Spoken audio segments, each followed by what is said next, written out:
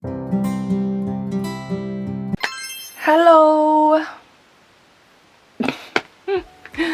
I don't even remember if I do that intro in this series.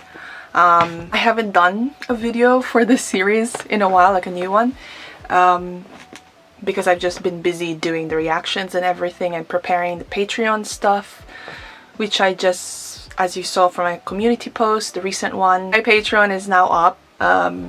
So yeah, there'll be a video coming there soon, 2 to 3 days before it comes on YouTube. So, or it arrives on YouTube. Does that even make sense? To be honest, guys, it's perfect timing to do this video because I just came back home from work like just an hour ago. I've been doing part-time nowadays because my health has been on and off since January. It's just gotten worse. I think I've explained that before on my health issues, but never really explained it much. So you know what? I'm gonna explain a little bit of it here. Okay. Because I'm already talking about it. So, when I get myself comfortable. So basically, to just give you a little understanding of my health problem is, I don't know why I did this, but yeah, I just don't really say that a lot. I only found out like probably a year ago, I think. Yeah, last year. I found out that I have a uterine fibroid because it's a problem, but a rare problem, kind of like a 1 in a million thing. 1 in a million people just get it. So uterine fibroid, if I mean, I recommend for you guys to Google it because I'm not really an expert on it. It's just based on what I've researched myself.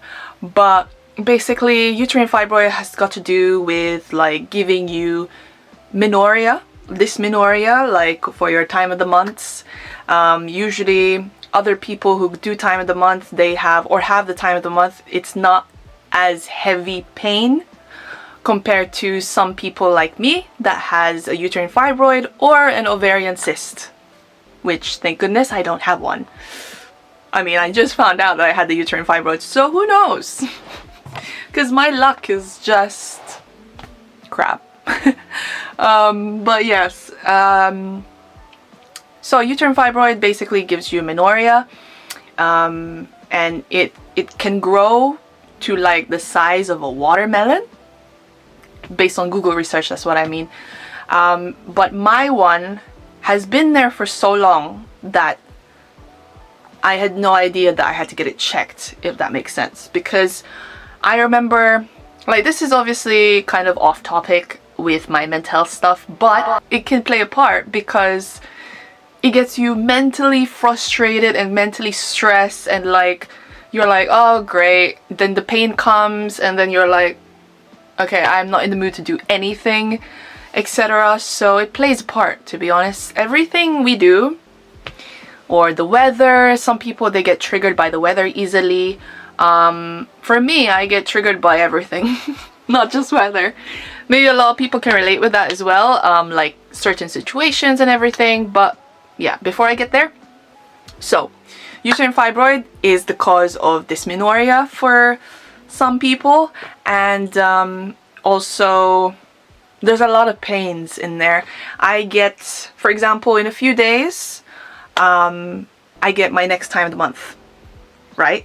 But I get 2 weeks 2 weeks of pain in advance before then, which is so fun.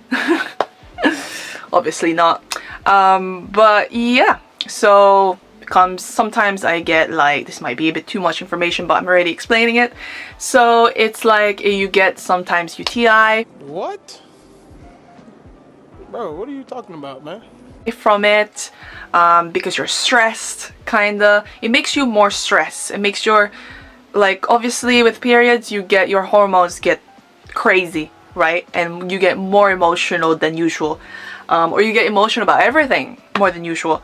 But since I'm already mentally frustrated with things, in general, the pains just adds more to it. It's like a bonus.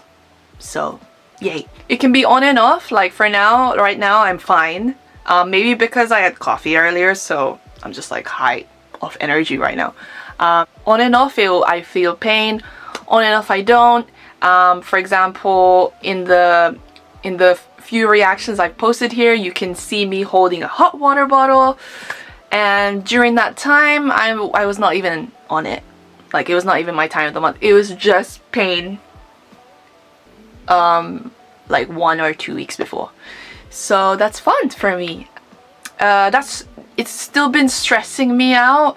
Like for example, I'm due for a hysteroscopy. It's basically to kind of remove the fibroid from you, and then your pains can be normal, which I've never really experienced. But that's on the NHS waiting list, and in London it takes long, even though it's free. So that's the consequence of it being free. But I'm grateful for that it's free. It's just, I've been told that I was supposed to have a hysteroscopy back in January. I had the news that I was supposed to get one, but I didn't know when, if that. Yeah. So yeah, that adds on to stress, which is just great. These past 2 months, I have been so, I don't know, drained, like emotionally drained out on everything. Like, I think I mentioned in my other videos that when I think of one thing, I think of everything. Like a problem, for example. I think of one thing, then I think of another thing, then another thing, then another thing, and then old things that happened in the past that are not supposed to be important now will come to my head, if that makes sense. Like, kind of like listing down all my problems that I've been through and that have not sorted out until now, that I just ignored. You know how they say ignorance is bliss? It can be bliss, but you gotta face your problems and sort them out, you know? You gotta make time to sort them out. It might be emotionally draining for you, and mentally or physically, but you have to solve those problems. You gotta face the problem, or else it will trigger you later on without you realizing, in your actions, in the way you act with people. And I'm still experiencing a lot of that, because like I've said in these videos, I'm very bad in opening up. Like right now doing this video, even though I've already spoken about it a lot now, I think it's the 3rd or 4th video on this series, I'm not sure, but I'm so uncomfortable. Even though you can see that I'm like, I have energy because I had coffee, and coffee, I guess, apparently, if the more coffee you have, the more your anxiety will increase. I guess it's because it plays a part in like having energy, increasing your energy, and you're just work, or you're relying on your energy too much, that you're just like, the stress will grow even more. The more energy you have, then the more stress you're gonna have. If that made sense? Did that make sense? I don't even know. But I heard that from a therapist, and I'm like, great, just great. But sometimes, like for example, I haven't worked in 2 months, like properly. I haven't gone to work in 2 months. So I don't know. I guess I just need coffee. Like when I go to work or when I'm outside, that's when I drink coffee the most. I don't know if any of you guys do that. I don't know if you guys drink coffee, or just a certain drink you have, or sustenance, something that you eat or drink outside more than at home. Like for example, I don't know why, but I always tell this to people I know, my friends and everything. They are so shocked whenever they see me drink coffee outside, because sometimes I've kind of improved on it, actually. I guess trying to make myself resist the coffee, because it was an advice from a therapist that I should lessen my coffee intake. Because it doesn't help, apparently. As much as we would like to think that coffee doesn't help you get through your problems. You have to do it yourself. Without anything, without relying on anything, you know. or just rely on support from people you love or people who are close to you, etc. But you have to face the problem yourself. You can't just keep drinking coffee.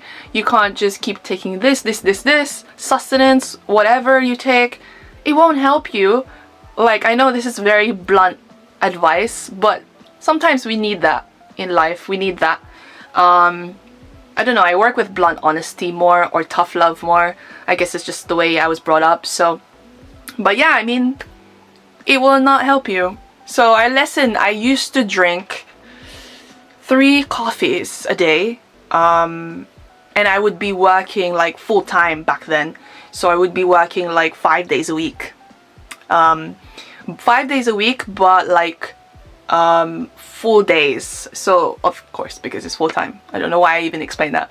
But yeah, so coffee each day, like literally in the morning. So for example, if I do a full shift from 7 to 4, I would try to get a coffee, because the coffee shops here, whoever is watching this in the US or anywhere else, our coffee shops, I don't know if it's the same, but our coffee shops like Pret, Costa, Cafe Nero, like most coffee shops that are around your workplace or nearby, they usually are opened to the customers about, I think, 6:30? Yeah, 6:30 that I remember.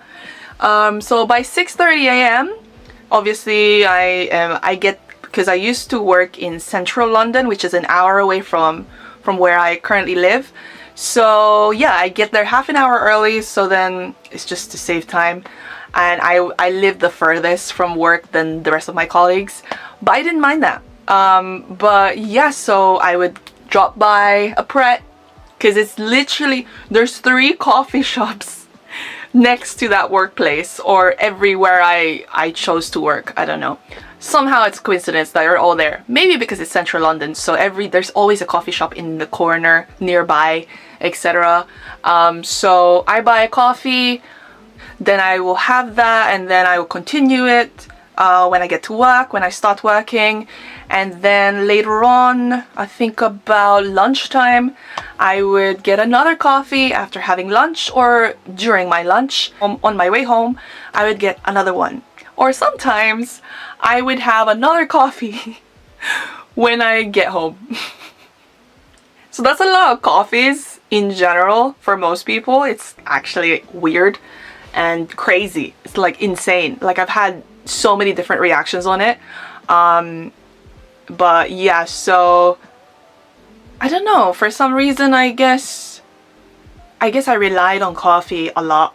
Back then I was even less open than now. I've improved, as I said before, but yeah, it helped a lot. And work also helps as a distraction. That's a very big thing as well that I've noticed with myself and with other people who I work with, who are close. We use work as a distraction. We use a lot of, as humans, we use a lot of things to distract ourselves from problems, from stress. But then when you go home and when you're by yourself, you literally start thinking of a lot of things that you have ignored for the whole day, or for the whole week, for the whole month, for the whole year, etc. Or ignored for all time. Because that's literally how I am.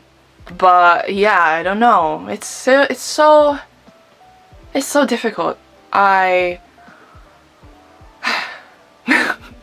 mean, I may say that I am better now in opening up, but dealing with my problems, I still have a problem with. So I don't know. I don't know how you guys deal with it. I'm open to just see how people deal with stuff like this. Like, in general, problems or stress, how do you deal with it? Like, do you have a religion that you believe in, higher power? Because I do. I'm not as devout as before. I used to be, but I still try to squeeze in some prayer time, or like just a moment of silence where I just pray. But like I mentioned in my other videos, I don't pray the old-fashioned order. I just pray like I'm talking to a friend, you know, to make it as normal as possible. etc. And it works sometimes. I mean, it worked a lot, I would say. So maybe it's because it depends on how close you are with your faith. Even though I'm not as close as before, I still can have some belief left over to work with. But yeah, I mean, and friends as well. I mean, friends, close friends, etc. It's funny how I'm mentioning this because I had a therapist appointment, a session yesterday. I always have it every Wednesday. So Wednesdays are always like requested specially off for work, etc. Had it through video call these past few weeks because of my health. It can be on and off, so I'd rather just have it at home just in case something happens. So they've been very understanding of that, of course. We were talking about a lot on my overthinking, for example. I overthink so much. Like, for example, I'm reading A Little Life right now, the book.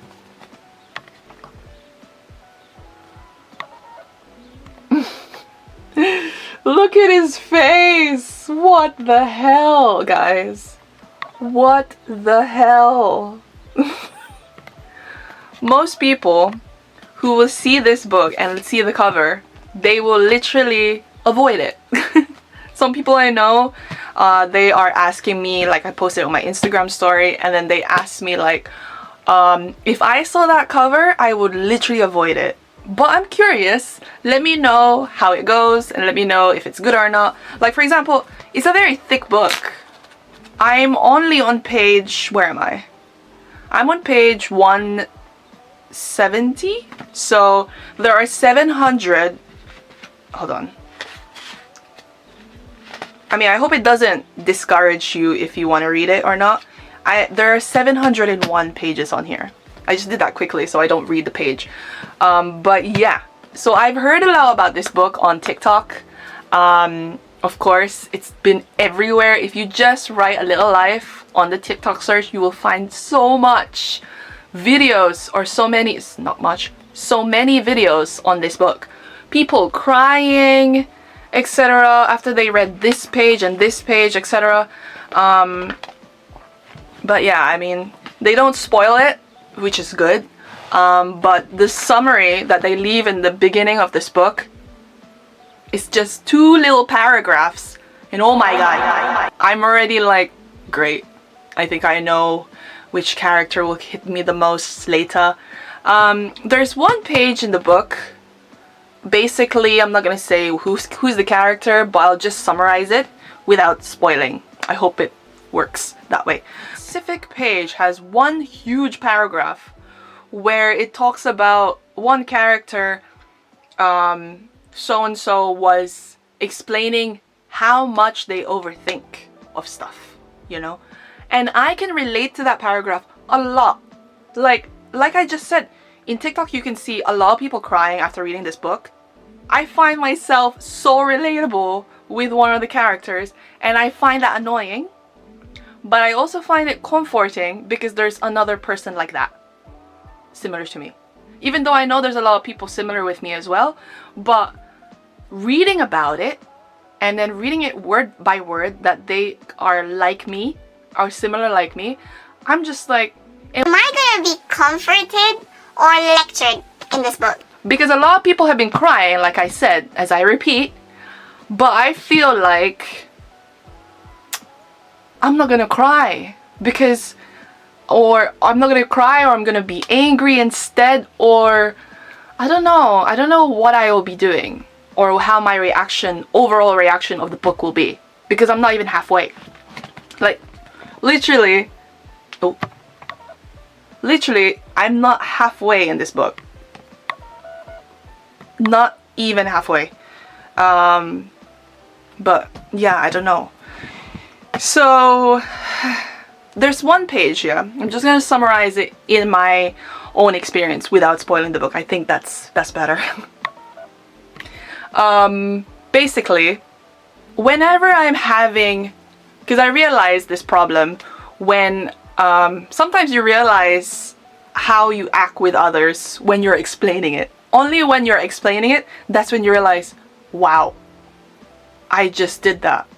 That doesn't make sense at all. Why did I do that? Like, you regret, or because you think about it, you start rethinking your actions after the moment only. Wow, okay, wow. That's not correct. Like, I had this one conversation with my first therapist, basically. By the way, the reason why I'm saying first and current therapist is because the first one was paid for, so it was private. It was recommended by a friend, and then the second one was done by NHS waiting list, so obviously that was free. So I decided to stop the first one because even though I was with that person for like 2 years, but it was only via phone call. I want to be there face to face, but they decided to stop face to face because of COVID, so they just continued with that instead. So, but yeah, just a little summary. Basically, I was explaining to them about a certain situation because I was explaining about how much I overthink. Then I wanted to explain a situation which I didn't really grasp on, that I was doing something like that. But while explaining it to her, and afterwards they made me realize that, oh, okay, Crystal, you have a lot of stuff to deal with. I was talking to a friend at work, a colleague basically at work, and we're quite close. We're close friends already because we've been in the company for so long. So we were by the tills, and there's a lot of free time going on. It was just not really that busy in the shop. And yeah, I was telling them, like, you know how you have like small talks with people that you don't regularly see, but you just talk about it at work, like random stuff that comes to mind. So they asked me, oh, so any plans for the weekend, etc. And then I was like, oh, I have plans. I spontaneously booked myself a ticket to watch The Lion King in Lyceum, I don't know if I'm pronouncing that properly, Lyceum Theatre in the West End, and which I've always been wanting to see. And I used an app where you can get like affordable tickets, and there was only one ticket for like, I think it was like 60 something pounds, which is a bargain for a live play of The Lion King, especially because that's very popular and it's rare that they're in London to do a show. So I was like, oh, and then they asked me like, oh, so are you going with friends? Are you going with family? Then I told them, no, I'm going by myself actually. And then they as they said that, yeah, after I said that, they're talking, right? They're gonna give me another response after I said I'm going solo. But then as they're talking, I can hear them in the distance, right? This may sound crazy, but I can hear them in the distance. But in my mind, guys, in my mind, I have like a loud voice, just myself basically talking to, does that make sense? I have a second voice talking in my head saying like, oh, I bet they're gonna find it weird. I bet they're gonna find that crazy that you're going by yourself. Are you a loner?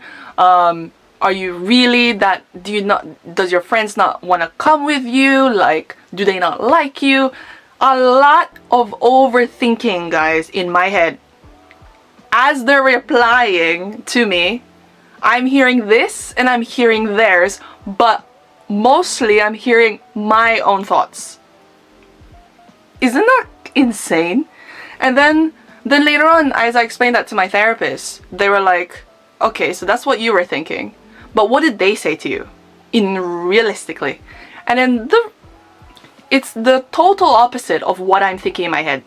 They literally said, oh, that's really cool.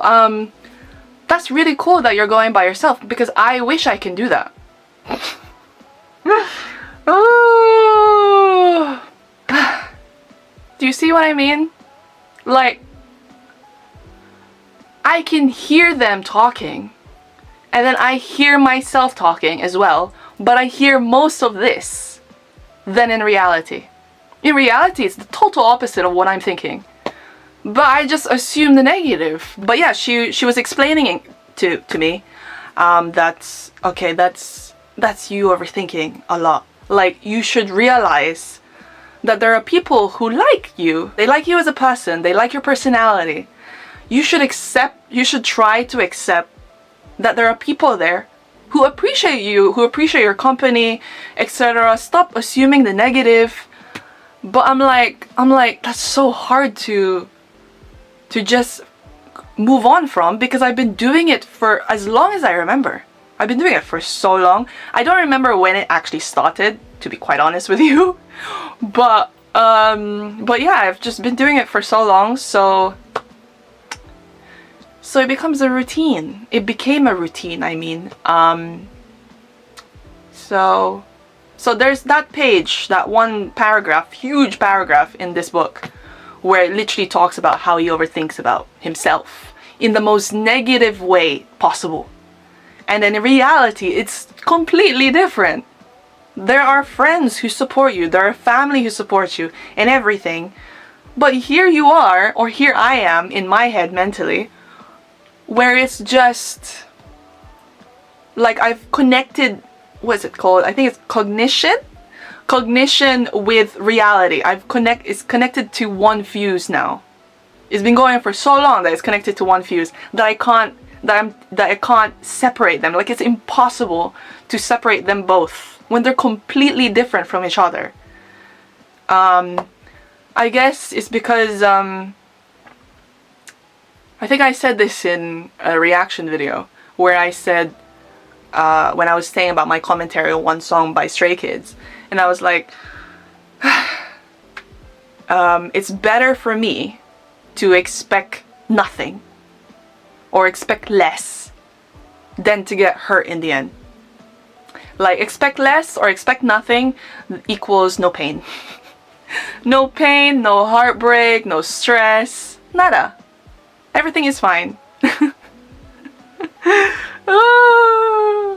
I mean, that sounds like ignorance is bliss, but kind of darker way, I think. I think it's more over the line than ignorance is bliss. I think I took it overboard. But yeah, I mean, I don't know about you guys. I don't know how long this video is now. I split it into parts, so it won't be just me like sighing in between. That will be exhausting for you guys to hear, for my opinion. But yeah, I mean, I don't know. I don't know how you guys think about it. I don't know what do you guys have a life motto that you stick by that helps you get through life or get through a certain situation? Because that's mine, which is obviously not the best one, but it works in certain situations. But I realized as I got older, gosh, it's not correct. It's not correct, especially hearing it from professionals. It's not correct. Like, professionals as in, I mean therapy.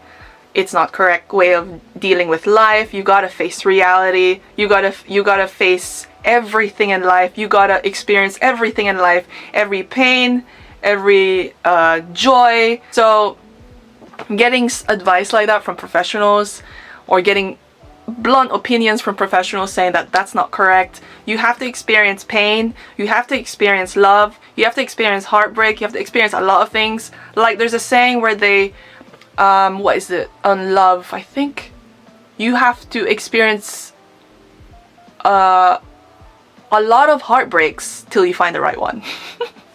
That is so cheesy. Like, I can't deal with cheesy lines sometimes. But if I have a mutual understanding with someone, like I like them as well, then I don't mind it. I can make that exception.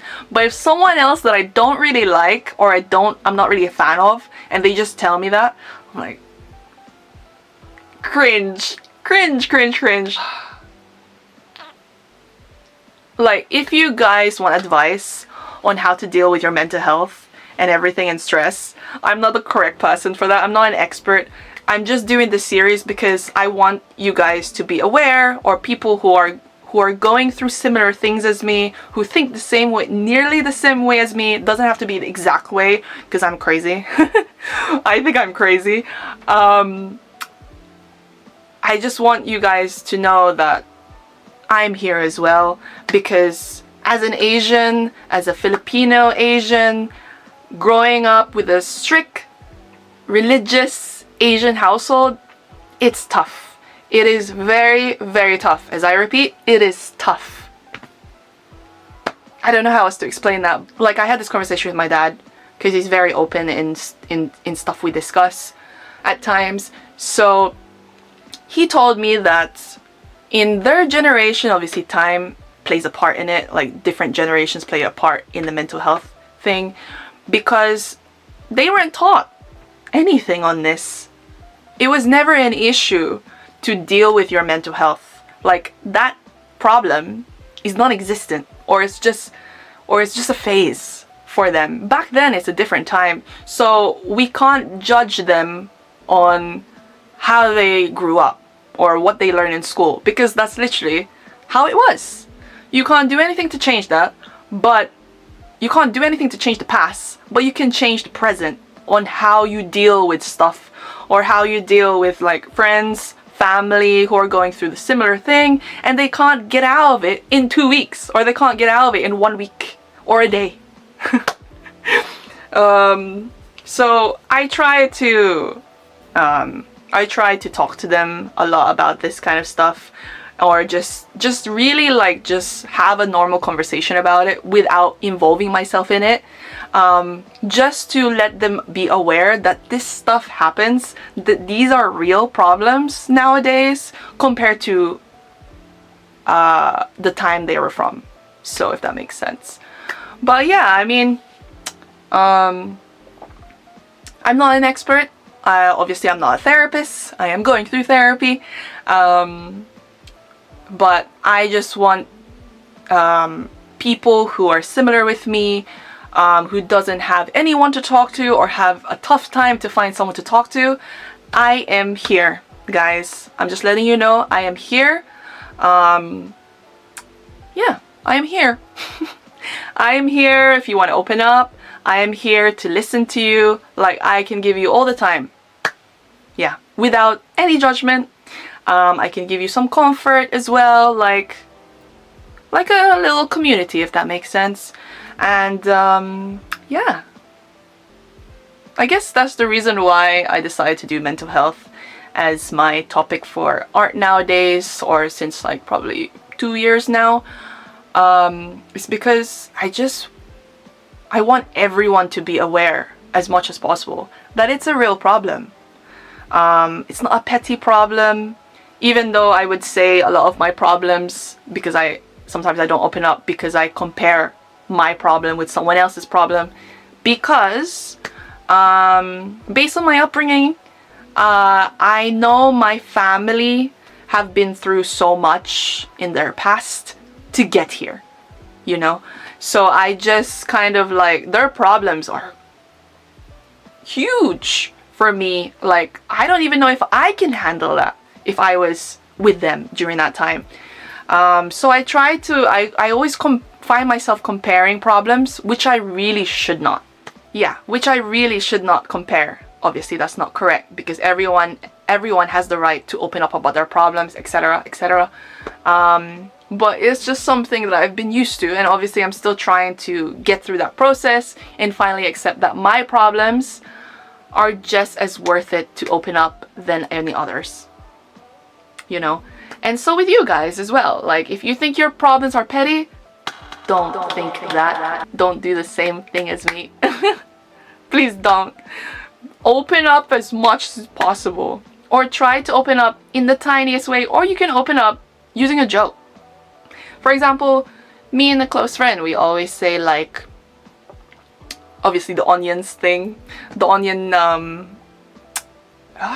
onion joke, where you say like, oh, I'm an onion because I have so many layers that you need to peel before to open up to me or get to know me. So if you can do that, then cool, we can vibe. Or I always make a joke where, okay, you're an onion, but I think I'm a Russian doll. Because Russian doll is also endless, but I feel like it's more endless than an onion, I think. But, just one little thing, FYI, I had this little conversation, I told the joke to my therapist yesterday, and then they were like, they found it funny, but then later on they were like, you do know Russian dolls and an onion has a core, which means the core is the center, like a circle kind of thing, where it actually ends, you know? So everything has an end, kind of like, what is it? Basically, you need to find yourself in that core. Even though you think like you have so many layers, etc. But there is that core where you can find hope.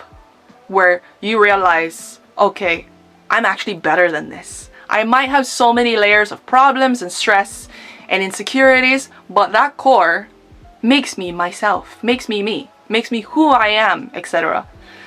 That's very deep, but but that's what they told me, and it's like, it was like a little eye-opener, I think, because I explained a lot about my overthinking, and then they explained that, and it was just funny that they used the onion as a metaphor, because everyone uses that for a joke, for mental health kind of, on themselves. So yeah, that was a long one. I don't know how long that video was, but I think in the next video I will explain about my book that I did a little graphic novel for my last project in my master's in illustration in Cornwall Uni, Falmouth.